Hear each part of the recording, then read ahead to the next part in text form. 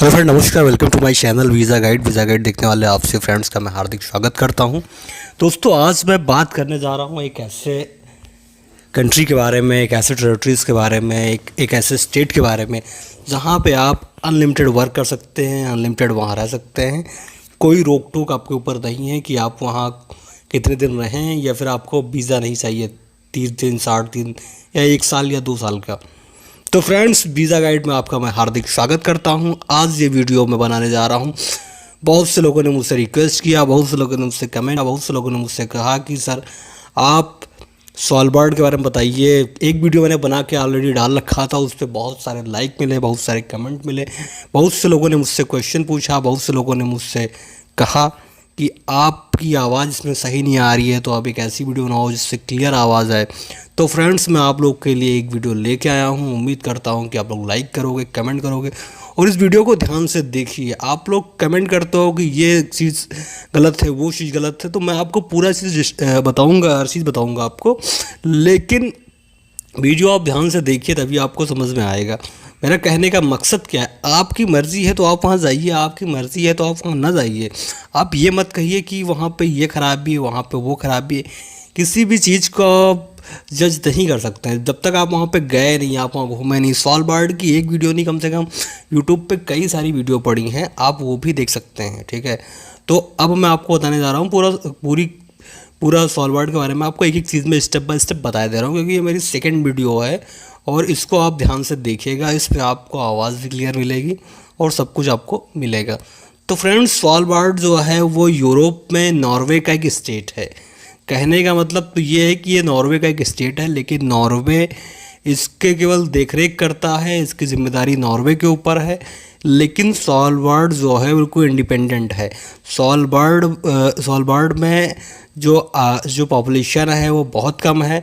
Population का जो reason है वो भी मैं आपको बता देता हूँ। वहाँ पॉपुलेशन कम क्यों है? वहाँ पॉपुलेशन कम इसलिए है क्योंकि वहाँ पर ठंडक बहुत ज़्यादा है, इसलिए वहाँ पॉपुलेशन कम है। तो ठंडक ज़्यादा है इसलिए वहाँ लोग ज़्यादा रुकते नहीं हैं। दूसरी चीज़, वो बहुत दूर है यूरोप से, मतलब इंडिया से, पाकिस्तान, बांग्लादेश से बहुत दूर है। लेकिन ये बात सच है कि वहाँ पे आपको वीज़ा नहीं लगेगा। आप वहाँ जा सकते हो, वहाँ रह सकते हो, अनलिमिटेड वहाँ रह सकते हो। ये नहीं है कि आप 30 दिन, 40 दिन, 60 दिन या फिर 1 साल का आपको वीज़ा लेना पड़ेगा। आपको जब तक रहना हो तब तक आप वहाँ रह सकते हैं, वहाँ पे काम भी कर सकते हैं। अब पूछोगे काम वहाँ है ही नहीं, चारों ओर बर्फ़ है, तो आपको काम क्या मिलेगा? ऐसा है नहीं दोस्त कि जहाँ आपको काम अगर आप काम करना चाहते हो तो काम हर जगह है। वहाँ पर भी होटल हैं, ठीक है। बहुत से एक टूरिस्ट का अट्रैक्शन हो गया इस टाइम। सॉलबर्ड जो है वो टूरिस्ट का अट्रैक्शन है। बहुत से लोग हैं नॉर्वे के और बाकी यूरोप के कंट्री के लोग हैं जो सॉलबर्ड घूमने के लिए जाते हैं। तो वो टूरिस्ट लोगों का एक काफ़ी अच्छा हब हो गया है। वहाँ हज़ारों टूरिस्ट हर साल विज़िट करते हैं, लाखों टूरिस्ट हर साल विज़िट करते हैं।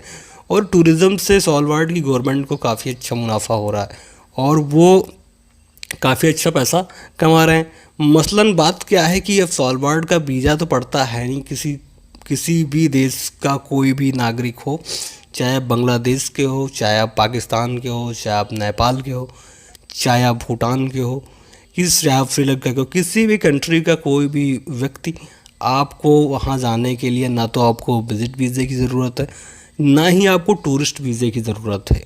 मतलब आपको कोई भी वीज़ा आपको नहीं चाहिए। आपको वहाँ जो एंट्री मिलेगी वो फ्री एंट्री मिलेगी। और अगर आपको लगता है कि ये सब बातें मैं झूठी बता रहा हूँ, मनगढ़ंत बता रहा हूँ, तो आप गूगल पे सर्च कर सकते हो।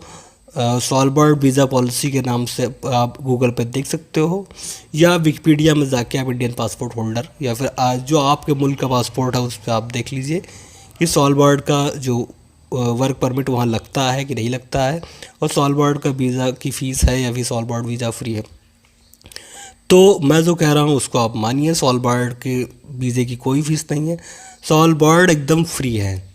कोई भी टूरिस्ट किसी भी कंट्री का वहाँ जा सकता है, वहाँ रह सकता है, अनलिमिटेड। 1-2 दिन नहीं, जब तक वो चाहे तब तक वो रह सकता है। इससे ये फ़र्क नहीं पड़ता कि आपका पासपोर्ट क्या है। आपका कोई भी पासपोर्ट हो, किसी भी कंट्री का पासपोर्ट हो, आप वहाँ आसानी से रह सकते हैं, इस्टेब्लिश कर सकते हैं। दूसरी बात यह है कि सॉलबर्ड में अगर आप रुके हैं, अगर आप वहाँ अच्छे से रह रहे हैं, तो हो सकता है कुछ दिन बाद आप सॉलबर्ड से नॉर्वे भी जा सकते हैं। नॉर्वे बहुत ही अच्छी कंट्री है और नॉर्वे में भी आप रह सकते हैं अगर आपको सॉलबर्ड में अगर आपको काम मिल गया या वहाँ पर रह रहे हैं तो आप नॉर्वे भी जा सकते हैं। सॉलबर्ड के लोग जो हैं उनके पास नॉर्वे का पासपोर्ट है, नॉर्वे की सिटीजनशिप है और वो नॉर्वे के नागरिक हैं, क्योंकि नॉर्वे का ही एक पार्ट सॉलबर्ड है। तो जो जो सॉलबर्ड में रहता है उसको नॉर्वे की सिटीजनशिप ऑटोमेटिकली मिल जाती है, क्योंकि वो नॉर्वे का ही एक स्टेट है। तो कहने का मतलब ये है कि सॉलबर्ड एक इंडिपेंडेंट तो है, लेकिन उस पर नॉर्वे की ही गवर्नमेंट है, नॉर्वे का ही एक स्टेट है और नॉर्वे ही उसको हर तरीके से मदद करता है।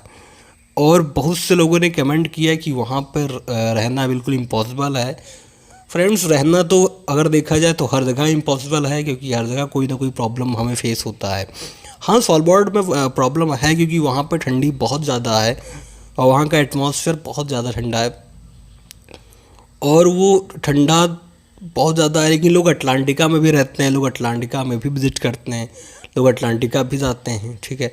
तो अगर आपकी मर्ज़ी है तो आप जाइए, आप देखिए वहाँ पे, ठीक है, और घूमिए, कम से कम घूमिए और घूम के आपको अच्छा लगेगा। आप वहाँ जाइए, घूमिए, वीडियो बनाइए, फ़ोटोग्राफी करिए, तो काफ़ी अच्छा आपको लगेगा। और बाकी रही बात वीज़ा की, तो वीज़ा तो बढ़ना है नहीं और जो आपकी एंट्री होगी वो बिल्कुल फ्री एंट्री होगी। और बहुत सारे टूरिस्ट वहाँ जाते हैं, वहाँ पे घूमने के लिए जाते हैं, कुछ रहने के लिए जाते हैं और वहाँ रहते हैं। अब मैं बात करता हूँ काम की। तो दोस्तों ऐसा है कि सॉलबर्ड में काम क्या है, वहाँ पे खदानें हैं, वहाँ माइनरिंग का काम होता है।